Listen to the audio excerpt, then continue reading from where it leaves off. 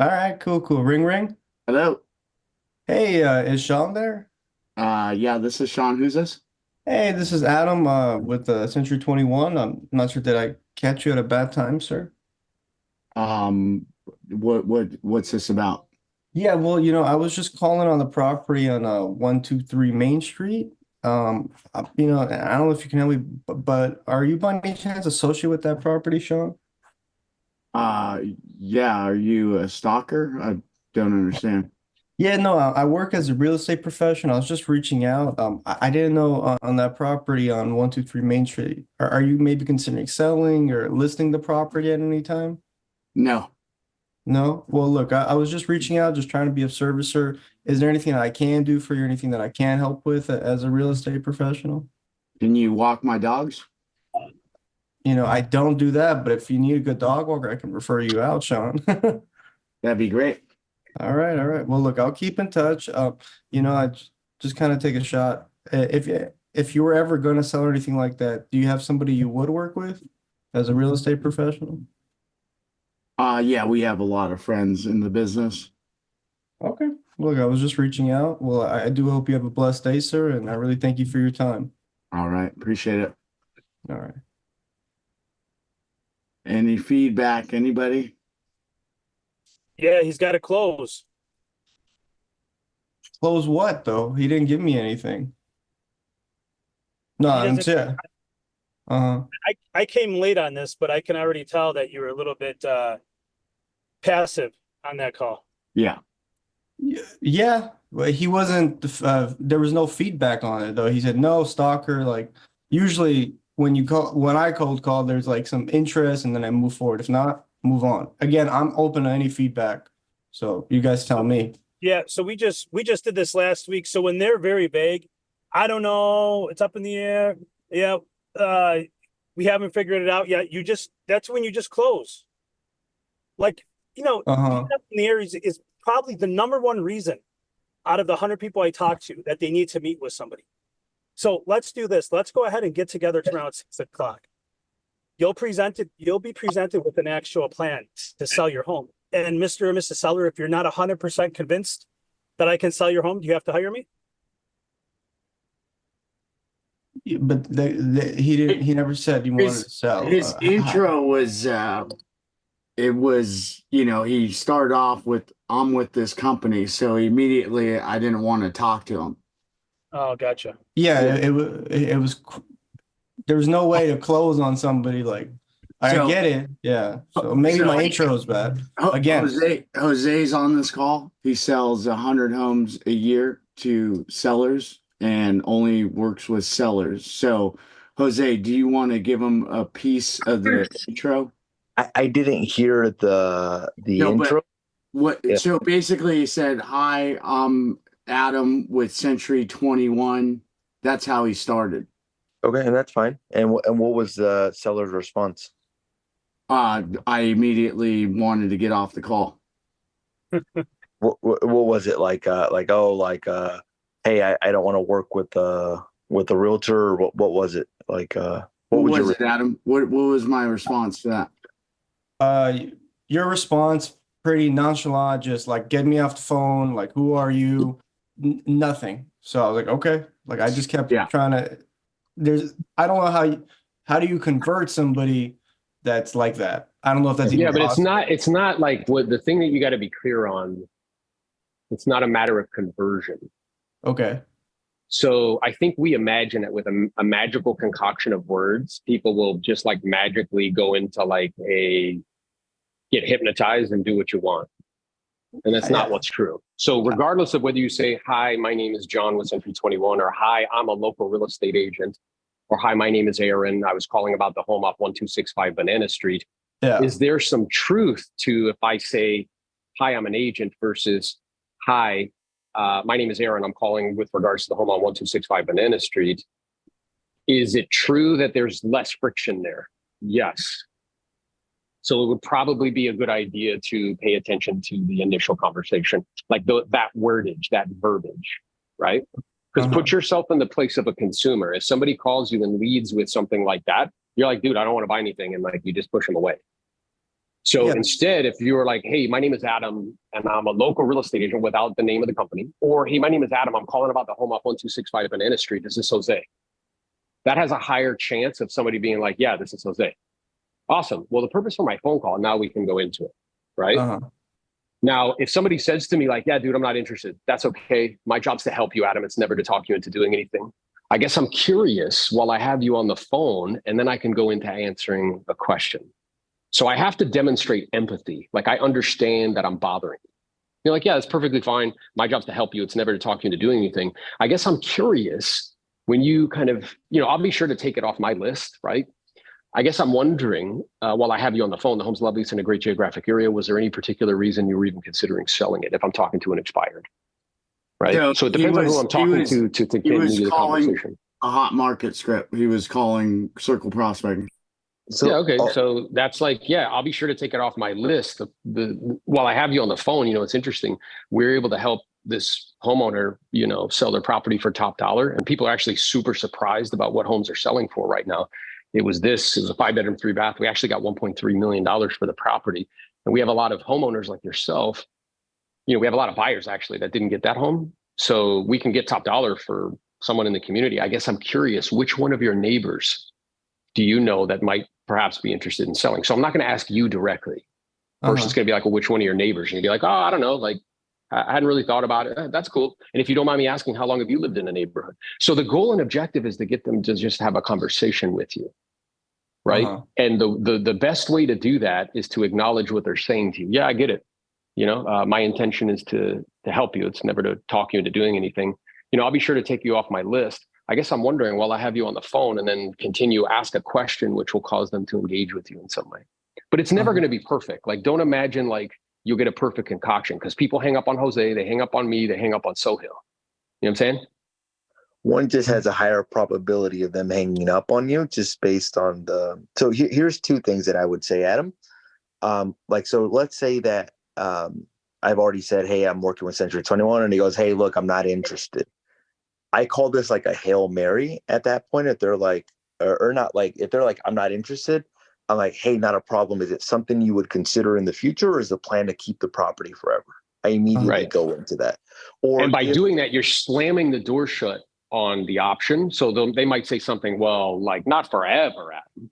Or they might tell you, yeah, they're going to have to take me out in a pine box. And you're like, great, hopefully that's not too soon.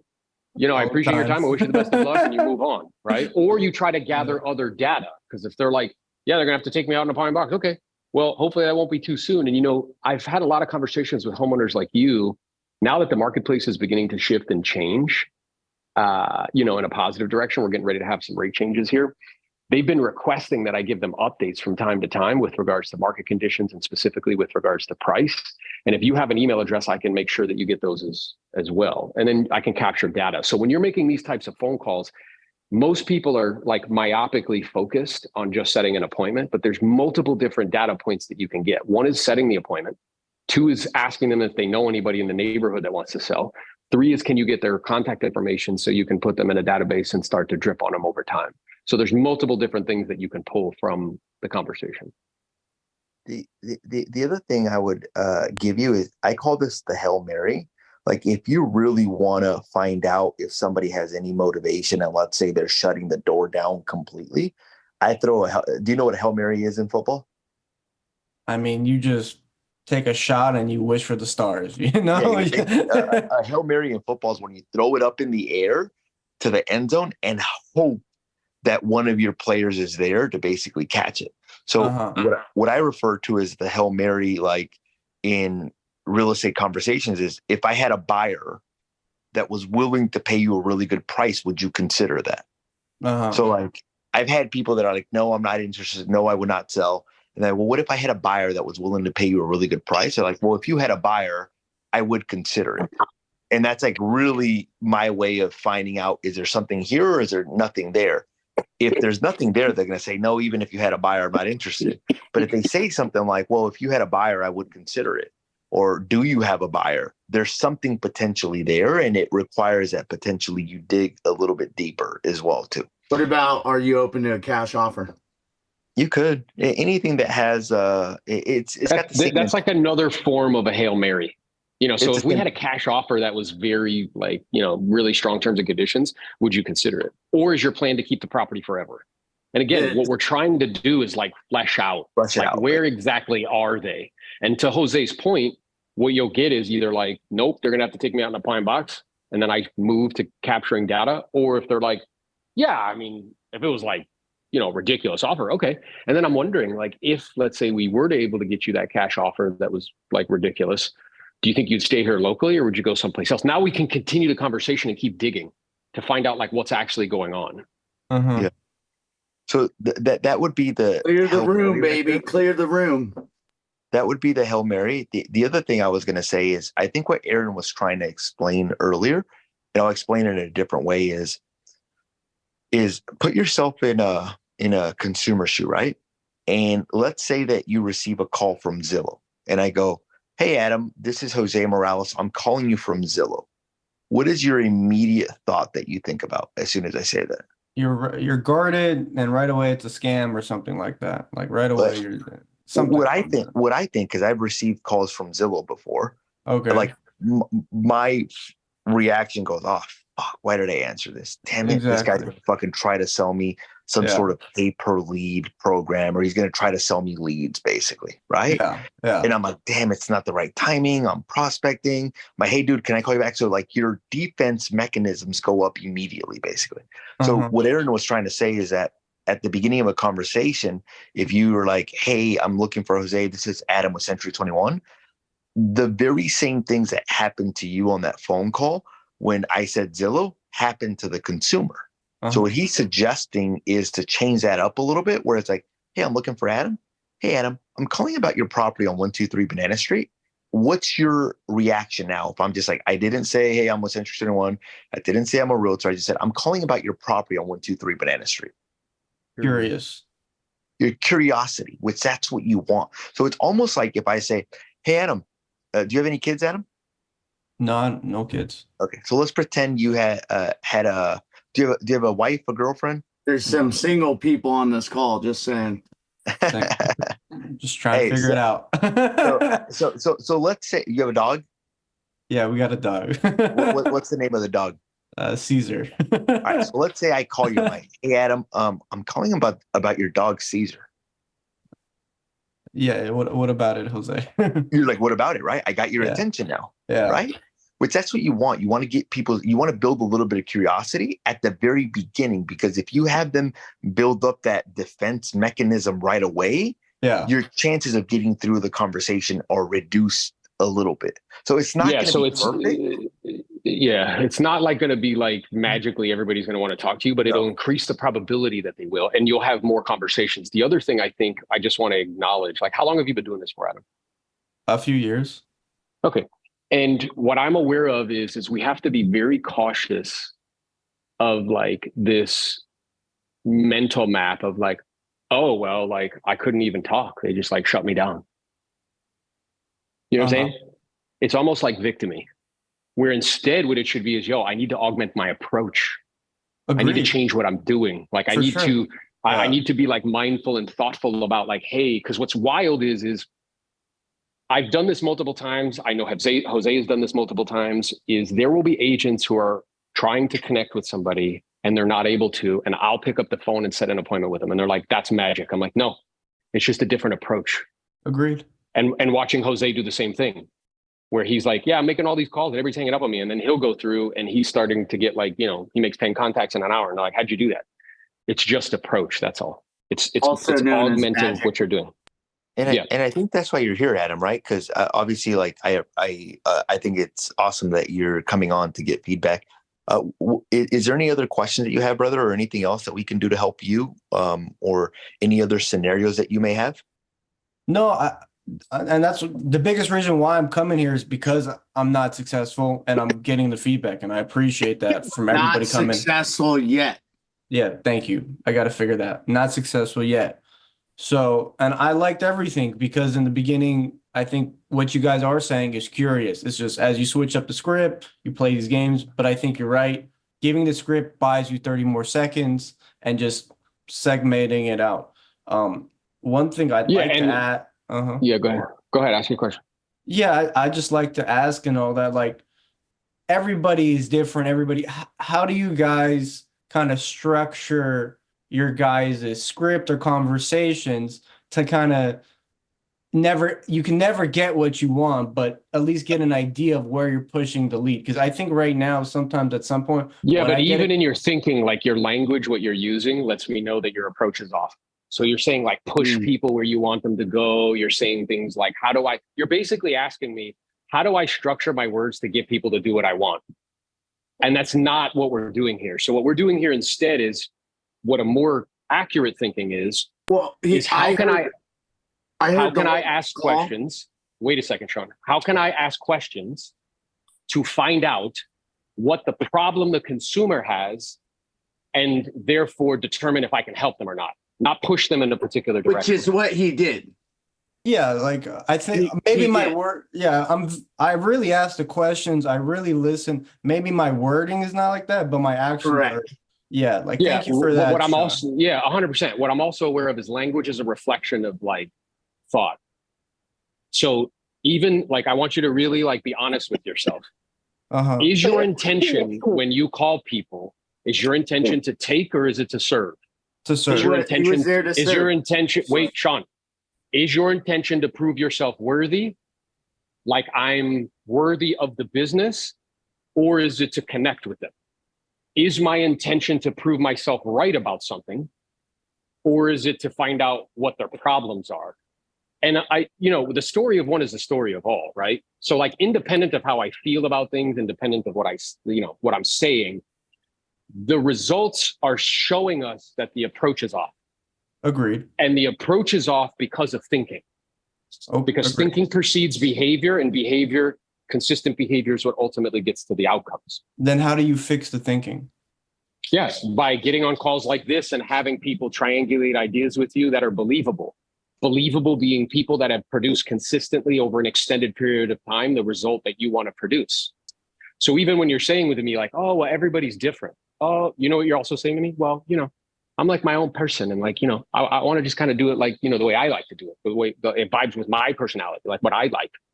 And what I'm aware of is when you look at people who win consistently on a regular basis, Nick Saban, before he retired, said, it's interesting because this generation of players comes here and they think they have options. They think they have choices. If you want to be a fucking champion, you have zero choices and options.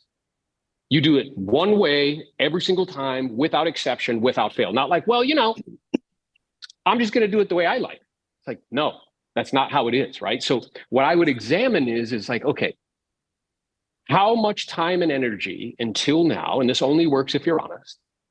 And again, I want you to really understand that like somebody kind of pointing something out to you is not them being a jerk. It's actually an act of love. Because they actually care. If they didn't give a shit, they wouldn't say anything. And most people are full of shit and not able to give you like direct, clear feedback to help you to progress, right? So if you reflect and say, okay, how much time, sincerely, time, energy, effort, resources, money have you spent to improve your skill of communicating in the last 24 months?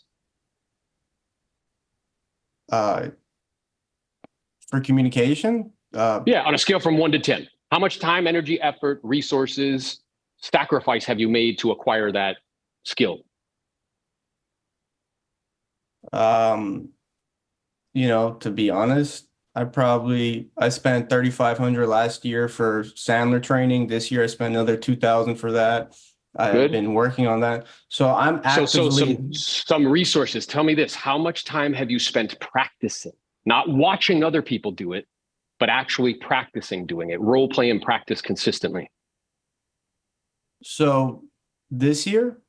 Yeah, no, just in general, the last 2 years, like the last 2 years, like how much time per day are you spending doing that consistently? I'll be honest, the practicing is me just calling. So the role playing. Yeah, so what's happening? So check this out. So this is good because now we're actually finding flaws in approach. So the approach that you're taking is I'm going to watch other people do it, and then I'm not going to practice doing it. I'm going to practice it on clients. Yeah. That's an error in judgment. And what Jim Rohn tells us is that success is a few disciplines practiced every day, and not producing outcomes is a few errors in judgment practiced every day. So me imagining, that's like Kobe imagining, oh, I can watch other people play basketball, and then I'm actually not going to practice before the games, and I'm not going to train, and then I'm just going to play. That's an error in judgment. And then what begins to happen though, Adam, and again, this is not me just speaking to you. I know I'm speaking to everybody because the story of one is the story of all. What begins to happen is we start to think there's something wrong with us. Like, oh, I'm not fast enough. I'm not quick enough. I'm not strong enough. No. My approach is off. There's an error in judgment. Yeah.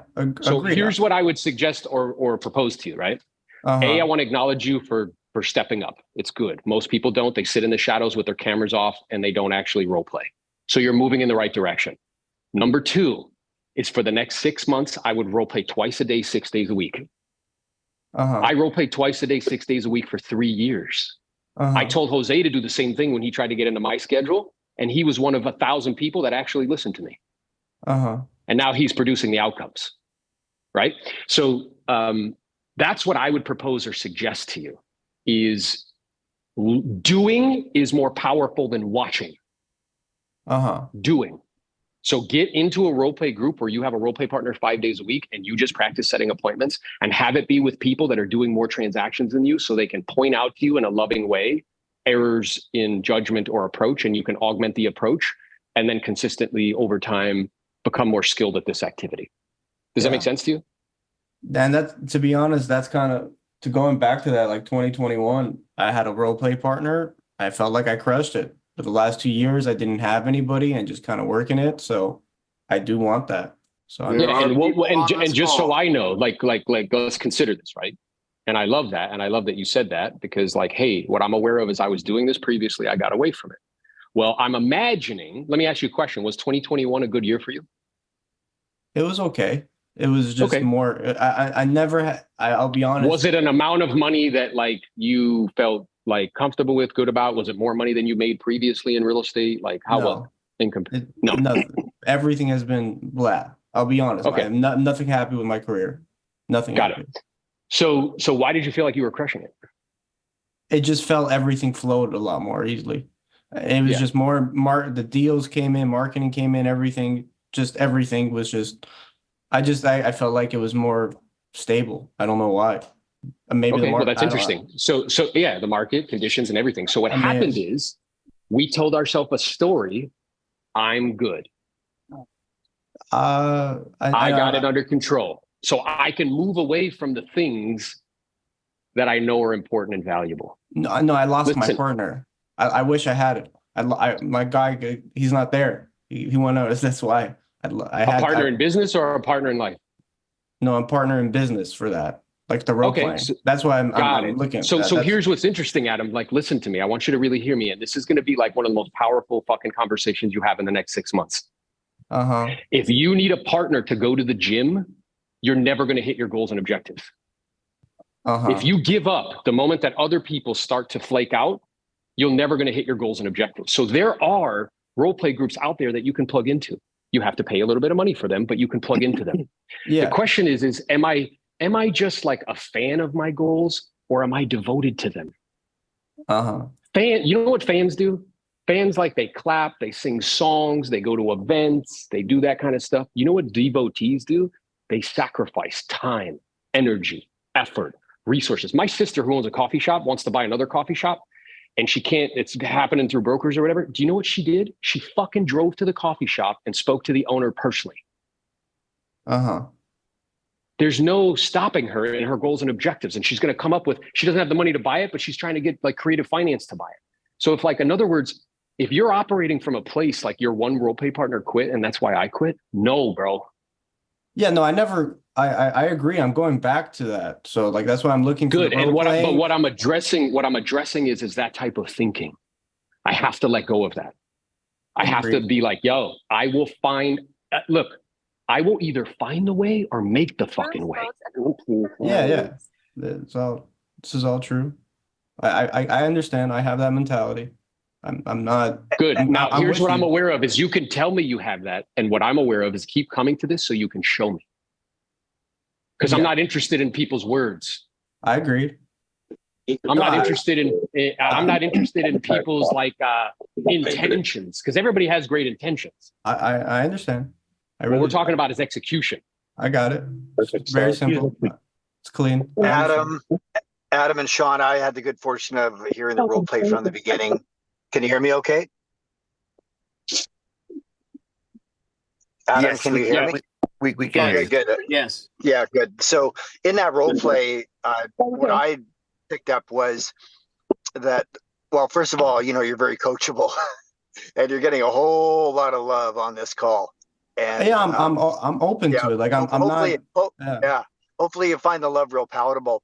And I'm assuming that you chose that kind of circle call, like hot market call, because is that the way you're currently generating business, or do you have like COI that you called and other sources? That's the only call. Yeah, it's kind of like someone said it, like the Ricky Caruso script. I kind of just used that. I kind of twisted it. And there you go. Okay, that's great. And I don't know how this quote goes, but I think Bruce Lee said he'd rather fight somebody that, he would not want to fight somebody that practiced one kick 100,000 times. Yeah. So if you're going to be kind of a one trick show and just the listener just sold hot inventory calls are going to be your game, then you definitely want to develop the fundamental skill sets around it. And a lot of us here have had the advantage of being coached by Mike Ferry. And so just a couple of things that could help you immediately, as in today, if that's where you're going to throw yourself into that arena of calling people who don't know you and they're going to be cold. And so here's how you set yourself up, kind of physically speaking. When you prospect, are you at the door or are you on the phone? I'm on the phone. Okay, good. And you're very, very efficient. Okay, are you standing up? Right now, I'm not standing up. I should be standing. When you prospect, yeah.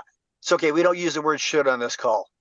Wow. So I hope I'm not offensive to anybody. I'm really just trying to learn. This is good. This is good. Not at all. I really, yes. I'm no, I'm you know what this is, bro? You're so lost. I know it's good, bro. And I'm you know what so the confused. Fucking great. Hey, listen, Adam, you know what the great news is? You've What? been found. You're in the right place with the right fucking people. Yeah. That's the deal, bro. You are a Padawan surrounded by Jedis. And they're trying to give you Jedi guidance. Yeah. I'm just asking for help, man. I'm really stuck, really confused, just coming from my heart. I don't know shit. Like I love it. So listen to what Michael's saying. He's giving you some good guidance. Continue, Michael. Yeah. So Adam, just a few things, and you can. It's good actually to write this stuff down and put it on your script board in front of you, which I'm assuming you have. Okay. So stand up when you prospect, because remember, selling communication is just the transference of energy. Actually, very little of what gets communicated in terms of your energy are the words. It's not the vocabulary per se. It is tone. It's your body language actually gets communicated through the phone, which is another reason why you might want to put a mirror in front of you when you prospect, so you're continually reminded to smile. What do you think happens, physiologically speaking, when your body is standing up, animated, and you're smiling? Even though people can't see you, do you think that they pick up on that energy? Yeah, for sure. Absolutely. And so because failure to do that, everything's going to collapse. So remember, you actually have a lot of the skills. You have a really good voice, very clear, you got great resonation. You don't talk too fast. That I noticed right away. Some of us talk way too fast. So when we talk about tone, there's something called upswings, like, would you mind versus, so you understand that, that the kind of hidden command thing. The down. What I would look to do, anybody who wants to learn how to speak in a way that's very fluid and very palatable, where people are intrigued with you, learn to use tone. And if you're going to eliminate one thing, eliminate audible pauses, because they are the hallmark of an unprofessional, or the hallmark of immaturity. And you know what audible pauses are, and anybody that's been to Toastmasters, well, audible pauses are filler language, like Oh, okay. Yeah. Or you know. Uh-huh. Okay, so people would rather hear their name than an audible pause. So maybe if you had their name, try to re-engage attention by using their name. Initially, when you called Sean, you said, "Did I catch you at a bad time?" And immediately that postured you as a subordinate, and you were presupposing that you caught him at a bad time. Maybe you might change language there and say something to the effect of, "Sean, it's Adam. Do you have a quick minute?" Or, "Thank you for taking my quick call here." So set it up so you know it's a quick call, and acknowledge them for taking your call. So now you kind of set the tone to deliver whatever message or petition that you've got in mind. So just kind of summarize it. Think about what's going on in your body. And if you just have some type of architecture in your mind of what the conversation, what the script is, the questions that you want to ask, or the statements you want to make, then you're not going to be thinking about how to manufacture the next thing that comes out of your mouth. You're actually going to be focusing all your energy on what they're saying. And when you can attune to something, you're going to be much more adept. Would you agree? You're going to be much more capable if you learn how to listen powerfully on how to respond appropriately. Does that make sense? Yeah. And actually, Aaron said something in the earlier days that it was easy to remember because it hit me so hard. He said, without awareness, there is no consideration. Uh-huh. And what that told me was, and not too many people have given themselves this privilege on this call, but it's a privilege you could take advantage of, is record your conversation. Like you could listen to the recording of this call, couldn't you? And if you did that, would you pick up on things that worked really effectively, that got you traction in the call? Could you also become aware of things that you were doing that were actually putting on the brakes on the other side? Yeah. Causing resistance. Yeah. Things like audible pauses. Uh-huh. And so if you listen to a recording of yourself, which should be a constant discipline for anybody wanting to learn very quickly and be a student of their own results, because the meaning of your communication to somebody is the response you're getting, regardless of what you're intending, regardless of what you're saying. It's the response you're getting is telling the tale. So record your conversation, listen to it, become a student of what's actually going on. So when the plane crashes and you can, kind of disseminate the black box information, you can find out what went wrong. All right? Yeah, no, absolutely. So that's why Aaron says, without awareness, there's no consideration. Like if I step on the scale and I become aware that I'm 2 pounds too heavy, now I'm going to give consideration to doing some things differently about my diet that day, aren't I? Yeah, for sure. You're saying everything right. Adam, you owe us $1 million when you become a millionaire. You're on your way, brother. Let's just get some lunch, man. I'm down for whatever. I'll take that. Let's get lunch, man. Coffee. Guys, can I chime in really quick? Because I want to address more of a root. I'm very familiar with Rick Caruso, and actually I commented right away that's Rick Caruso incarnated, because I could close my eyes and I would say it's Ricky Caruso.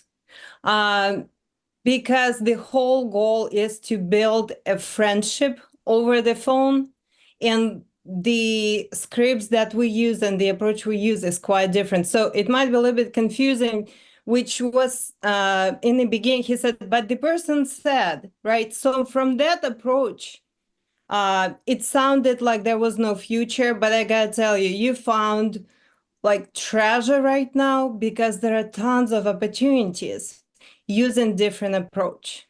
Agreed. And that's what Aaron presented to you. So if we look at Ricky Caruso's approach, you did everything correctly. And what you heard, that's exactly what you heard if you're using, and I'm not trying to say bad things about Ricky Caruso. I listen to him, I love him. But there are more opportunity that you hang up the phone and you missed it. It was there. It was your opportunity to help those people and also earn your income as well. Because I would have hung up immediately on him. If he called me, I would have hung up from the intro immediately. Yes, Sean. Yeah, and that's okay. And I think what Diana's trying to articulate is that there's people subscribe to, like, truth is truth is truth. People have different ways of presenting it. People have different ways of coming to it. They have different ways of packaging it up and marketing it, right? So whoever you choose to give access to your thinking, you have to be very mindful. What do they have me saying and doing? And is that okay? Is that in alignment with who I want to become? Right? So there's two separate approaches to business. One is I'm going to formulate like these relationships with each other where you guys love me and you'll get to know me and you'll refer me all your business. The challenge with that strategy, in my experience, is what you're experiencing, is that it takes a long time to actually work. So and you need money right now. You need money right now. Yeah, you need money. Listen to me. Listen to me. You need money right fucking now. I do. So you making like chummy and being like, oh yeah, like we're cool and trying to be like the guy next door. No, bro. What's going to get to money right now is, hey, my name is Adam. I'm a local real estate agent. I noticed that your property came off the market recently as an expired listing. And I was reaching out simply just to find out ultimately if your goal and objective is still to sell that property or have things change forever. And that's going to help me instead of like, look, you know what the nice guy is? The nice guy is the village idiot. Now, that doesn't mean that I'm not nice and I'm not tolerant and I'm not respectful and I'm not all these things. But like to go around imagining that you're going to nice people to death and get business, bro, it's leading you to no money. So instead, utilizing this approach of being an assassin, professional salesperson that happens to sell real estate. And when I make these calls, my intention isn't to make friends. If that happens as a byproduct, it's fantastic. My intention is to find people who need my help. Ask a series of questions to discover if they have a need that I can fulfill. And if I can, then I start to go into a closing sequence. Based on what you've been kind enough to share with me, Adam, it sounds like you still would actually like to sell that home. You're just a little bit frustrated with the process. So with all that being said, can I make a suggestion? Well, yeah. Well, you know, what I'm hearing from you is that you would still sell the property. And if you knew that there was simply a few changes that you can make to ensure that that would happen, you'd certainly be open to it. So what I would propose or suggest, I'm in your area all the time anyway. I'd love to have the opportunity to pop by, take a look, see what it has to offer. And while I'm there, I'll show you two things super clearly. Number one, how come it didn't sell? And what you need to change in terms of a much more proactive and aggressive approach to ensure, virtually be guaranteed that it does. The second thing I'll show you is net bottom line, what the proceeds will be to you and your family when it all shakes out. So this way, Adam, whether you decide to put it on the market or you don't, and you give up on this move, you'll have all the most important information you need so you can make the decision that you feel is best in terms of how to proceed. Does that sound fair to you? If they have any level of motivation, they're going to be like, yes. And then you'll proceed to setting an appointment. So this isn't a popularity contest, bro. This is a sales skills contest. Agreed. Does that make sense? Agreed. And I'm looking for the skill sets. Just to add to that, where do you guys get the scripts? Where do you like... I know I go to my website, aaronnovello.com. You can get the scripts there. Okay. I'm aware of I dropped a link. Perfect.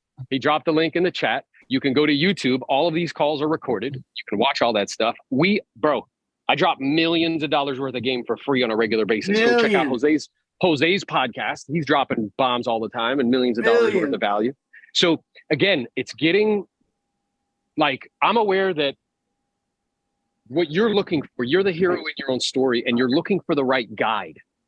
100%. And the challenge is in the world that we live in order to get proximity to guides, you usually have to pay them. And you have to pay them before you know that they're actually a good guide. You think they're a good guide, but you're not exactly sure. And you're gathering so much information from all of these different places. So here's what I would suggest. Whether it's me, Ricky, Jose, whoever you choose to give access to your thinking, here's what I look for. Number one is, are they believable? Do they have a demonstrated track record over a consistent period of time of producing the outcome that I want to produce? Number two, where are they in their business cycle and life cycle? Are they still charging? Are they still evolving? Are they still growing? Or are they fucking like laying back on what they did 5 years ago? Right? And number three, do they have a super high level of integrity? Would you let them watch your kids for the weekend? You know what I'm saying? Like, what is there? Because we look at people only in one dimension. You're like, oh, you make a lot of money, but you could be a complete douchebag behind the scenes. Preach. You know what I'm saying? So that's what you need to do some research on. And you can use media as a mechanism to get to know people in a parasocial relationship. But showing up to places like this is critical because you can see, yo, are these people actually competent? Do they know what they're doing? Can they handle any objection with anybody live and do it in a way that's clear and concise and comes from a place of contribution, not leading with authority? Come on. And then, you know, suck all the information out for free. And then if you want to get proximity, there's other ways that you can do that. But don't get myopically focused in like one way. You know what I'm saying? And that whole like, you know, I'm trying to be friends with everybody and the nice guy approach. Bro, it's a weight loss program. Well, you don't make any money. That's why I'm here. I'm trying to figure it out. That's why I'm coming. Like, because it's not working out. You're doing the right thing for sure. What'd you say to me when I was being Mr. Nice Guy? You remember that? I don't know. I don't remember exactly, but I know I gave you shit about it. Yeah. Because he had a listing where the lady, he sold her a house, and then he sold the house next door to her, and he was all excited he was going to get the listing, and he comes back to me like a little puppy with his fucking tail between his legs. He's like, oh, well, she told me she's going to list with her accountant, and she felt really bad about it. I'm like, you're just going to fucking accept that? He's like, what do you mean? I'm like, bro, the nice guy's the village idiot. Does that person even know what they're doing? Are they a full-time agent? She's like, no. He's like, I saw she takes pictures with her phone. I'm like, so she's going to get shitty service because of who? Because of you. Because you don't have the intestinal fortitude to go back to her and say like, hey, you know, I'm respectful of the fact that, you know, you made that decision. You know, at the same time, I got to be honest, like I'm a little taken aback. I'm aware that, you know, I helped you sell this home. I also sold the home next door. And I guess I'm wondering, as in terms of the sale for you, like which is more valuable to like do somebody a favor that maybe you feel a little obligated to work with them, or to ensure that you get the best agent for the job that's actually a full-time agent and it's their primary vocation so they can get you the most and do it quickly and efficiently. She's like, yeah, you know, like I thought that too. It's like, yeah. So, I mean, just by you saying that demonstrates that the only reason you're even considering is because, you know, perhaps she's like making you feel bad about it. She's like, oh yeah, she really is. Like, okay. So then, I mean, you do want an agent like me that you trust. Here's what I said to him. I was like, hey, I'm curious. I mean, in terms of selection process of an agent, is part of the decision-making process somebody that you know and trust and you've already, you know, kind of worked with in a real estate capacity before?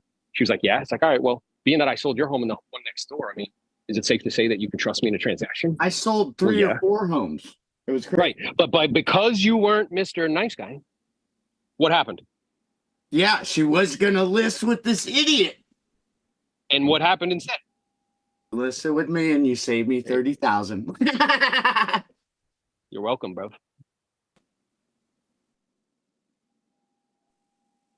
Adam, you there? Yeah, I'm here. I'm just soaking up, and I appreciate that. I just came from a sponge. I was just thank you for you guys' time. I'm just trying to really learn and grow and do better. So I'm stuck. You know, I dropped all Aaron's coaching right there. So you have role play group, you have, I don't know what kind of coaching you're still doing. I know you're getting out of it, but I'm going to give you a couple pieces of advice that I think would be helpful to you in this journey that I think would help. I know that I think somebody asked like what you prospect, and you said circle prospecting, right? Are you doing sphere of influence at all? No. Do you have a sphere of influence at all? Not really that I built, that I know how. I don't know. I essentially focus on like property owners in the area that I'm trying to work, and probates. Those are the two that I really focus on. Got it. Okay. And then you mind me asking, like, how much business do you get from circle prospecting or the probates? A little bit of business, probably 50-50 right now, I would say. 50-50. And what was your production last year? Like 5, 10, 20 deals? What was it like? Last year wasn't too good. This year it's closer to like 2-3 million in production, I think. Awesome. Yeah. Congrats, bro. So here's what I tell people, that like I believe that the foundation of the business is your sphere of influence. And I think that as you're prospecting, if you don't have a sphere of influence, you're just looking for people that are looking to do business like now, but you're not looking to see, okay, like who can be a referral source for me in the future. So usually the first step that I tell agents whenever they're starting this journey of prospecting is, okay, do you have a sphere of influence? And have you combined all of those lists together? I'll be very transparent with you. Before I became a prospector and before I started like chasing probates expired, I took my relationships from previous employers and I brought them into real estate. And my first deal came from my sphere of influence. What I tell people is that you're more likely to get business from somebody that knows you at the very beginning than somebody cold. Now, if you're going now, once you do that, like, so here's what I recommend to agents. I recommend download all the contacts on your phone, download all the contacts in your email, download all your Instagram contacts, download all your Facebook contacts, put them all in one place, find phone numbers for whoever you need to find phone numbers for, and then start reaching out to them and just talking to them and having real estate conversations with them. Now, you do that once a quarter, and then you still touch base with the probates, the circle prospecting.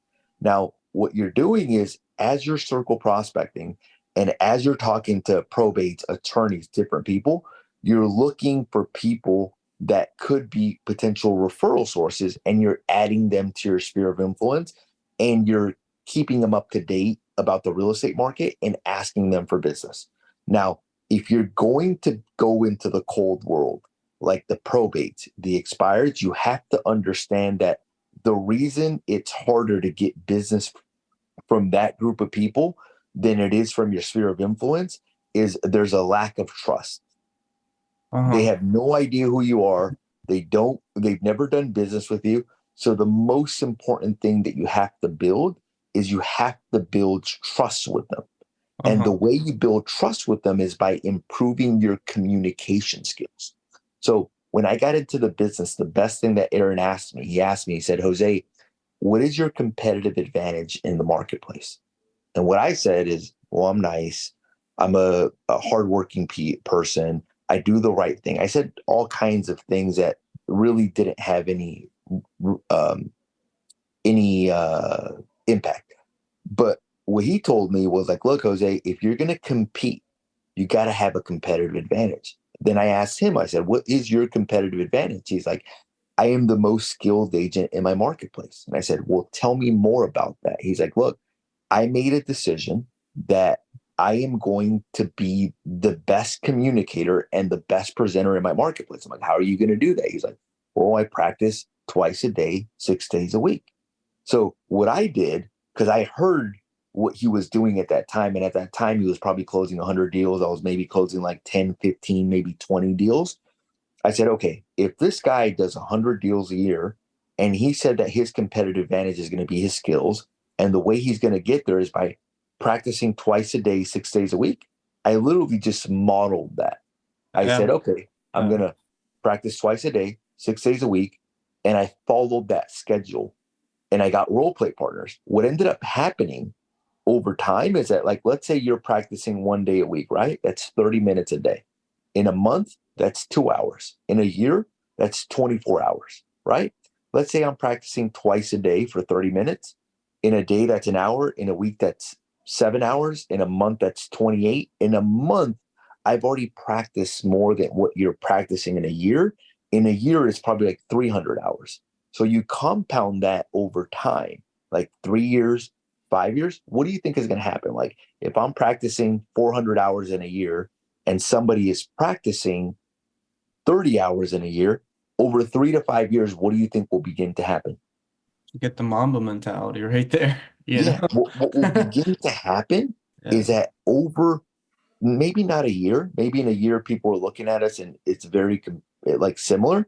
But what happens over 3 to 5 years is that you're growing so much because you're practicing that now your results are starting to change. And now people are looking at you like, why is this guy getting the results that everybody wants in the marketplace? And the reality is that you get praised in public what you spend hundreds of thousands of hours practicing in private. So what happens for me now is that people ask me to be on panels, people ask me to speak. And the reason is that I've spent all the time in the background when nobody's watching me, when nobody's looking at me, practicing the script. So my challenge to you, if you could take one thing away from this call, is to set up role plays twice a day, 6 days a week, and to stick with them and continue to come on the calls. And then additionally to chant your scripts. Now, here's what a lot of people say. A lot of people say, well, I'm not going to practice because it takes time away from the prospecting, and I'd rather spend the time prospecting and talking to people. What has happened to me is that while I'm practicing, people give me feedback and I make adjustments. So the practicing is part of the adjustment period that you need to make. So like if you're only prospecting, your clients aren't giving you feedback. They're not saying, hey, Adam, look, instead of saying Century 21, say this, or instead of saying this, your high pitch or this. Your role play partners are going to be giving you that type of feedback. So what it's going to allow you to do, it's going to allow you to make adjustments during that time. Now, here's the other thing. Now, what I noticed for me, and you're going to notice it as well too, is that when I started off, it would take me about 200 contacts to take a listing. Why? Because I wasn't practicing very much. The more I practiced, the lower that number got. So I went from like 200 contacts to get a listing to like 40 contacts or 30 contacts to get a listing. But that didn't happen by talking to more people.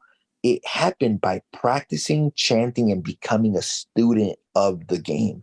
So I literally would take these type of calls and I would listen to them, and then I would write out the script and then chant it. And then I'd role play it with my next partner. So basically what I did really well is I became a student of how to have better communication. And then I made that my competitive advantage. And it became a competitive advantage where I would go on listing presentations and I would win 85 to 90% of the time because of the way that I communicated with people and the way I communicated things with people. So my challenge to you is, if you could take one thing away from this, is one, don't sleep on your sphere of influence. I think that there's business in there. And I think that most people sleep on that and want to get into this cold calling game. A lot of them already trust you and are more likely to give you an opportunity, especially at the beginning. Second thing is, if you're going to compete in the other field, just know that there's you got to build trust. And the way you build trust is by having higher quality conversations with people and practicing more often. That would be my tip of advice for you. And I think that would be the most helpful thing for you. Yeah, I mean, yeah, no, I really appreciate that. And now the whole point is to implement and take action. That's it. Yeah. And if you DM me, bro, I'll send you a free video on how to build your sphere of influence on a presentation that I did. Just send me a DM on Instagram and I'll send you that video on how to build the sphere of influence, basically. I would love that. Which I think would be helpful. Yeah, I think it would be helpful because I believe that that's the foundation. 50% of my business comes from sphere of influence. In the last 3 years, we've grossed over $900,000 each year plus just on the sphere of influence. Just on the sphere of influence. I guess the problem was I just didn't know how to build it.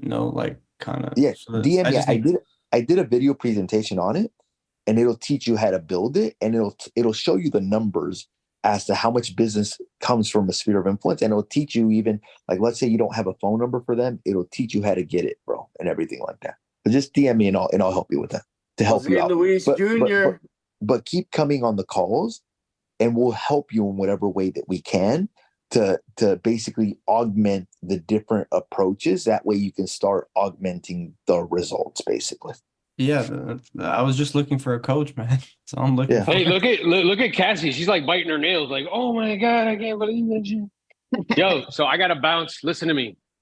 You get what I'm aware of is this is a skill-based business, and without the skills, you get fired every day. Let's go. With these rule changes that are coming down the pipe and that are getting ready to go into effect, you very much so, it's forcing us to skill up. It's forcing us to be able to present compensation in a way that's clear and concise, forcing us to give people pros and cons of the way that they do the compensation, forcing us buyers, if you work with buyers, to have conversations with them about your value and actually do a formal presentation, and then documenting that in terms of, buyer brokers agreements.